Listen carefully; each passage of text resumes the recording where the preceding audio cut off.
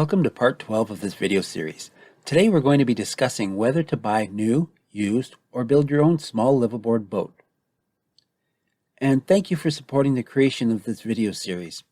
If you haven't done so already, then please remember to like and subscribe so you don't miss any future videos in this series. Okay, so when starting out, this can be a big decision for some and a really simple decision for others, especially when you factor in cost and time. I have to admit, I have yet to purchase a brand new boat, but I completely understand the lure of it. I also understand the pros and cons of buying a new boat. I have, however, purchased numerous used boats, and I have designed and built numerous boats myself. People choose to live on small boats for one of two reasons. Either they like the feel, handling, and simplicity of a small boat, or it's a matter of cost, which does seem to be the majority.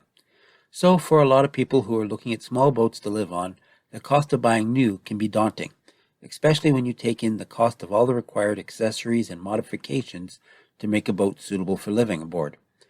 Most new boats come with just a minimum of accessories, if any at all, and if they do include them, they're quite often not high enough quality for full-time living.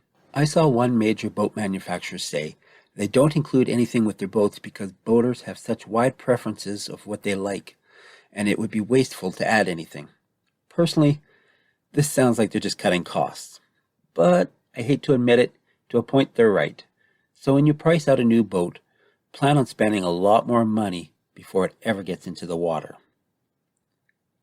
Used boats do have the financial advantage of being cheaper than new, but they usually come equipped with a lot of stuff that you will require. For example, fenders, mooring lines, anchors, etc.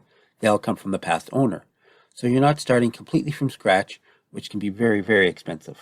Now, having said all that, there is something to be said for buying a new boat straight out of the showroom and buying everything you need brand new. Nothing's worn out, you're getting exactly what you need, plus it just feels great to have a new boat and not have to fix the mistakes of the previous owner. It used to be that boats aged really well, especially sailboats, because even after fiberglass had become very popular, designers were still trying to make them look traditional in style. So, unlike cars, the resale value didn't drop very much. Sometimes they would even have sold for more than they were purchased simply because of the upgrades that the owners had done. However, today they have become very modern in style, and like cars, you can tell an older model by just a quick look at it, so they don't hold their resale as well. This can be good or bad. If you're trying to find a cheap boat, there's lots out there for very affordable prices, but trying to sell one and trying to get a good price for it can be a lot tougher.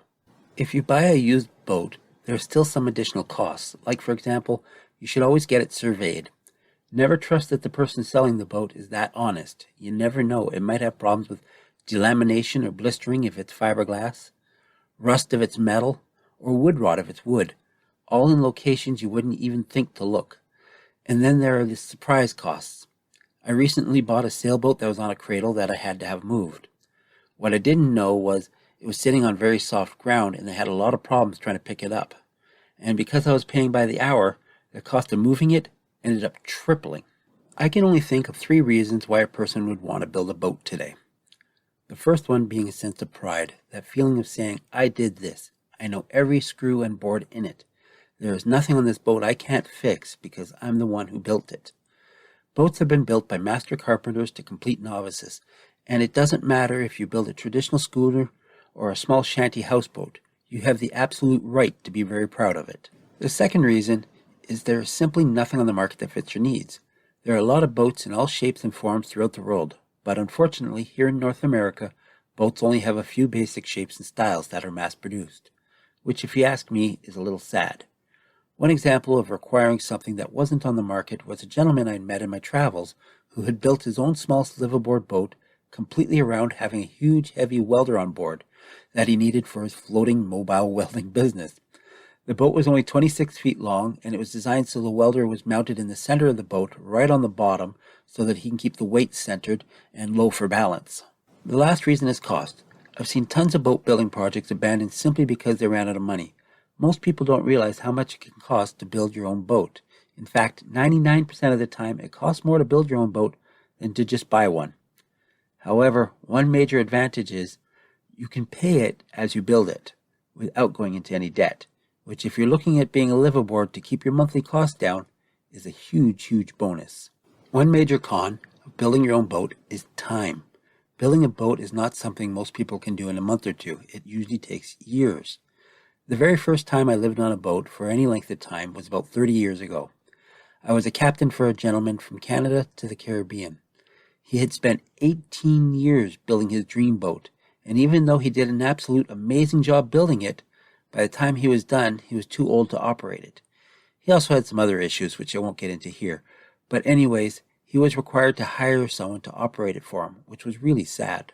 If you do decide to build one yourself, you'll have a million questions you'll need to figure out.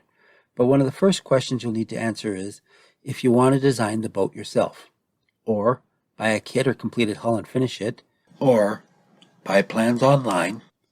Now, for the first-time builder, it is highly recommended you just buy some boat plans. Even though I didn't. There are plenty of sites out there offering plans for sale. Try to find a site that will let you purchase a study plan first before paying a large amount for the full plans. It would be awful to getting the plans home and after really taking a good look at the details, you realize you don't like the design after all. Another disadvantage of building, and this is the same as a brand new boat, is you will need to purchase all the equipment you need from scratch. I mean, obviously if you're building it, it won't come with anything. There is one last option I should at least mention when it comes to getting a boat, and that is getting a boat custom built. This is by far the most expensive option, and most of the people who can choose this option have enough money, etc., not to want to have a small liveaboard boat. So I'm not really going to get into that option too much today.